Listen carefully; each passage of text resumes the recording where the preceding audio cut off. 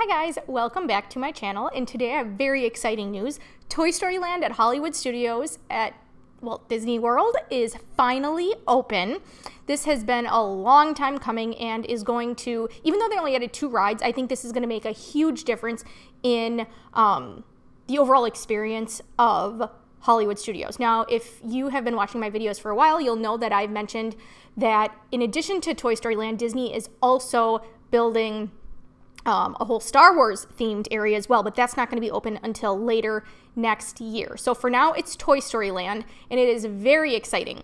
So they have opened 2 new rides. They've opened Slinky Dog Dash, and they've opened Alien Swirling Saucers.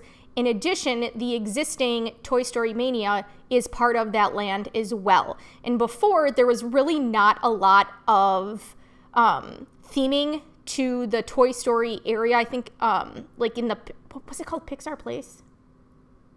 I mean, they had theming in that small area, but it wasn't like a land. It was just this little alleyway. And they had like the monkeys from like A Barrel of Monkeys strung across.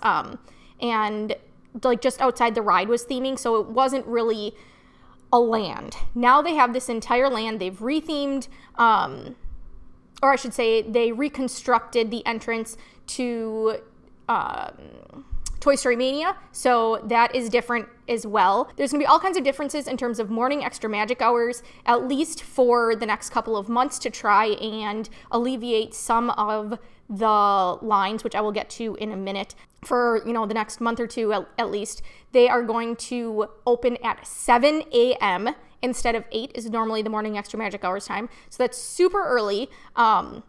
We are definitely planning on being there at 7 for a couple of reasons. One, we're going in August, which we typically do because my husband is a teacher, and that is the latest that we can go in the year during the summer, and the earliest in terms of the slower times and the less expensive prices. So anyway, I digress. 7 o'clock is going to allow us to get more done before it gets super hot. We always go back to the resort for a swim anyway, and get more done before the lines get long. So even though it's not opening to the general public, I think, I'll have to double check, but I think most days it's opening at 9 to the general public.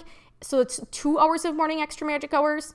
I'll make a correction here if that's not true, but I think that will really help.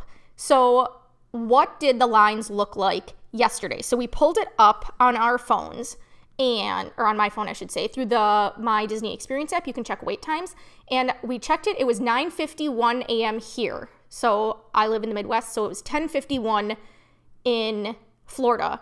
And here are the wait times. And I was pretty proud of myself for predicting, I guess if you've been there, it's kind of common sense, but I was pretty proud of myself for predicting what will be the busiest and stuff. So in terms of Toy Story Land, I don't have the wait times for the rest of Hollywood Studios, but Toy Story Mania had the lowest wait time, and that was 80 minutes. And I would say that's pretty typical at around 10:51 in the morning. Maybe a little bit less, yesterday was a Saturday. That might be pretty typical. Not exorbitantly high or low. I don't know if I used that word right. Anyway, okay, so then the next one was Alien Swirling Saucers, which I think is going to become the least popular ride within Toy Story Land, but for now, because it's new, I think it's going to be more popular than Toy Story Mania for a while. And the wait there, 2 hours and 40 minutes wait. That's just insane. I can't imagine that. And given the ride. And then the longest wait, not surprisingly, was for the new Slinky Dog Dash, which is a family roller coaster. And the wait time at, again, 10:51 yesterday was 270 minutes. 4.5 hours. This blows my mind. I cannot imagine paying the money to go to Disney and waiting 4.5 hours for one specific ride. And aside from the money, the heat, you're standing there waiting, and all of the other things you could be doing. So this just blows my mind. So you can only pick one ride from Toy Story Land per day to get a fast pass when you're booking them in advance. So my plan was, like I said, go right at 7, have my fast pass booked for Slinky Dog Dash, and then still go at 7, but go straight to Alien Swirling Saucers. And then I would also do a walk on standby line for Toy Story Mania, and then use the Fast Pass for Slinky Dog Dash. We did something similar with Pandora when that opened in terms of the Navi River journey, which is the slow-moving boat ride. Not as exciting. Wait times aren't as long as Flight of Passage. So we got the Fast Pass for Flight of Passage, walked when the park opened. Everybody, like, mobs running of the bulls, went straight to Flight of Passage, and we walked right to Navi River journey. Now, as the park was open, the wait times got really long, just like, a couple hours long, just like I said for Toy Story Mania. I'm sorry, just like for Alien Swirling Saucers. But we almost walked right on when we went right there because, like I said, it's not as exciting of a ride. Now, that being said, we only did it, I think, we only did each ride once that trip. So if you are planning on visiting Hollywood Studios a couple of times, and you want to make sure you ride each ride a couple of times, I would flip-flop. So the first day, make your Fast Pass for Slinky Dog Dash and get there right at opening and walk straight to Alien Swirling Saucers, and then use your Fast Pass for Slinky Dog Dash later.